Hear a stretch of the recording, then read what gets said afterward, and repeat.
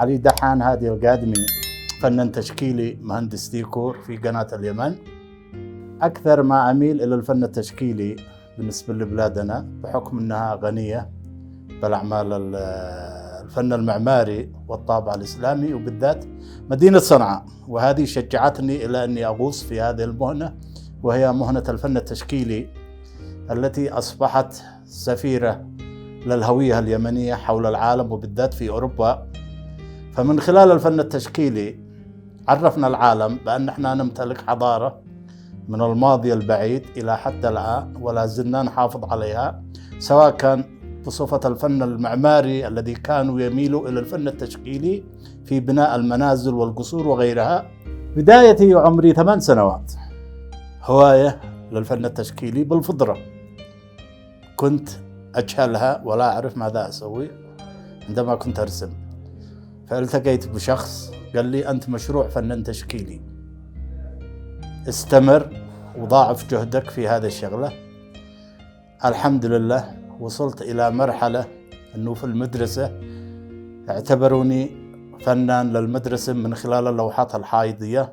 عندما التحقت بالعمل في التلفزيون استضافوني كمهندس ديكور وخطط ورسم في نفس الوقت، وهذه ساعدتني للوظيفة. الآن أمتلك الصالة هذه، صالة سبا للفنون التشكيلي أي سامبي، وأصبح اللوحة عندي ضمن البرامج الأوروبية في حقهم البرامج السياحية. بالصعوبات في أن تثبت وتكون فنان تشكيلي في مجتمع نسبة 60% رافضين للمهنة حقك بعدم معرفتهم بها، فبتلاقي أحيانا تعامل معك من باب البساطة والكذا، لكن النجاح كله يعود إلى مقتنين اللوحات، ومنهم السفير الياباني، الإيطاليين وغيرهم الذي كان يدفع قيمة اللوحة، فكان هي شهادة تقدير لي ودفعا للنجاح. قد يكون إنسان ثري ويشتري منك اللوحة هدية، يعني ناقصه ثروة عشان يوفيها بلوحتي، فتشعر أنك أصبحت مستهدف من الأثرياء. فالوقت الذي سألتنا واحد إيطالي قلت إيش شغلتك في إيطاليا؟ قال أنا عندي بنشر، يعني بيشتغل بنشري، واشترى مني 2 لوحات ب$600. فقلت سبحان الله، البنشري هناك يدعمنا إلى داخل البلد، فالوقت الذي هنا أثرياء يشتري مني اللوحة هدية. تمام، متناسي أن اللوحة بتجيني من الخارج، اللوحة الخام مع الألوان مع الفرش مع الوقت الذي أنا بين ضيعه. الثاني إلى بعض الناس يجي يطلب مني لوحات يشتيها بدرجة الفن الفوتوغرافي ويشتيها أرخص من الاستديو. أقول له هذا فن تشكيلي مالش علاقة بالرخص ولا هذا. يقول لك أنا ممكن أصورها في الاستديو تكون أرخص، أنا قصدي أنك أرخص من الاستديو. هذه نوع من الصعوبة اللي بتواجهها مع المتذوقين للوحات. أما بالنسبة صراحة للأوروبيين بشكل عام، يعني يصنعوا من الفنان فنان بحق وحقيقي نتيجة تعاملهم مع الواحد. الصعوبة اللي بنعاني الآن أن احنا اللوحات الزيتية الأصول وغيرها من اللوحات الكنفاس وغيرها المائية ما عاد تنبعش لعدم وجود المقتنين لها الأجانب. اضطرينا نطبعها بشكل بوست كارت وغيرها ونبيعها بشكل محلي بأسعار رمزية، أهو نغطي مصاريفنا اليومية.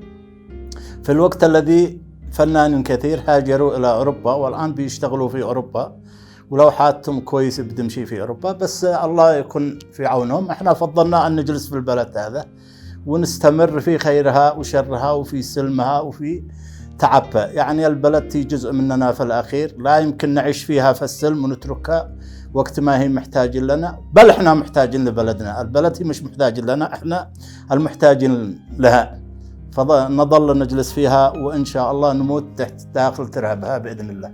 بالنسبة للوحات، أبرز اللوحات التي رسمتها كثير وهي حارة القاسمي في صنعاء القديمة.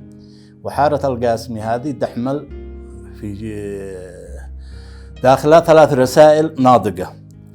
الرسالة الأولى وهي التراث الإسلامي من خلال المنارة البيضاء، والبيضاء هي السلام، معناته الإسلام هو السلام في حد ذاته.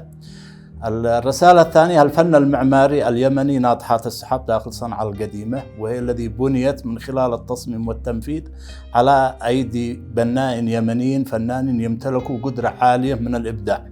هذه الرسالة الثانية. الرسالة الثالثة وهي السيدتين الذي لابست الأزياء اليمنية الذي كان في اكتفاء ذاتي يوم من الأيام إلى جانب في الستارة هذه، وسميت بالستارة لأنها ستر للمرأة، وهي أجمل ما حصل فيها من تصميم، إن عندما تمشي المرأة وهي لابسة ستارة عليها لوحة سريالية مرسومة على الستارة نفسه، فالمتلقي يجلس يتأمل في اللوحة السريالية بدون ما ينظر إلى المرأة ومفاتنها وهذه، فأصبح هي تبلغ المنار الذي مشيت فيه وهي دون أن تتعرض لأذى.